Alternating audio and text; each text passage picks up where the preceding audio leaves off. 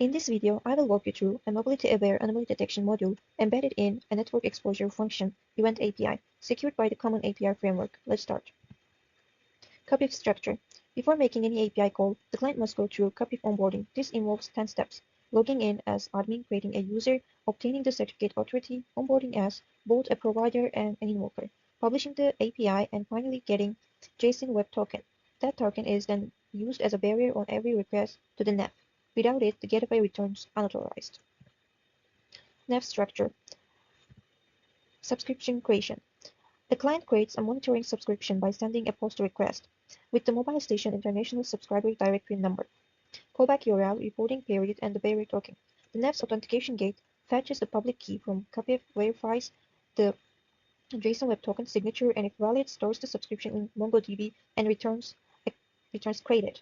Subscription is now active. Every location update for this MSIS-DN will trigger the pop line. Periodic reporting. On each reporting interval, the NEF fetches location data from MongoDB, checks the max number of reports counter, and fires a post callback to the client's notification destination, carrying the MSIS-DN, cell polygon, timestamp, and monitoring type. The client can also query the last known location on demand by posting the NEF queries MongoDB by MSIS-DN and service capability server ID, and returns the most recent monitoring event report, including the polygon cell global identity. Security brain model. Now the core system of the security brain. Processing pipeline.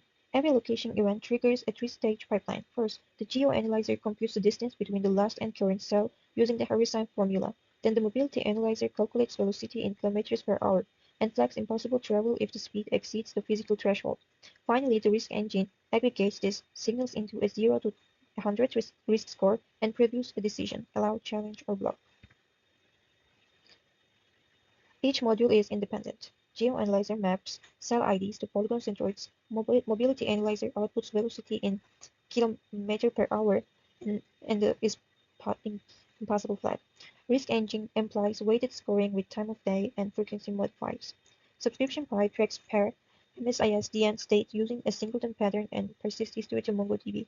An analyzer pi orchestrates the full chain, returning a structured analysis result on every event. Here is the complete picture. A user equipment location update enters the NEF, passes through COPIF authorization, and hits the security brain. The three analyzers run in sequence: geomobility and subscription, each producing a partial risk score. These are combined using weights of 0.35, 0.50, and 0.15. If impossible travel is detected, velocity above 900 km per hour, or a jump over 300 km in under 10 minutes, a critical override fires and the final risk score is set to at least 8, which triggers an immediate block. Let me show this live. Let me show this online. First, we should get an access token from COPIF.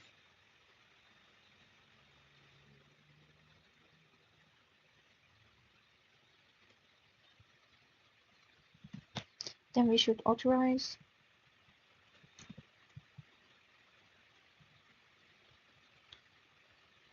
After that, we should get our subscription. Here it is. This is our subscription number. We can use this to check our location.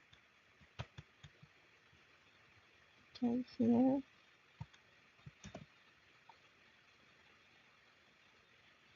Now there is a normal moment, and this is our location, our coordinates. Let's do a simulation.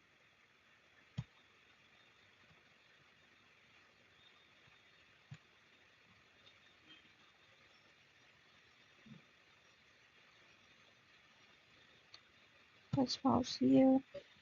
Now let's check again. Here it is. It's impossible travel detected. And the kilometer is same, as you can see. And that is all. Thank you.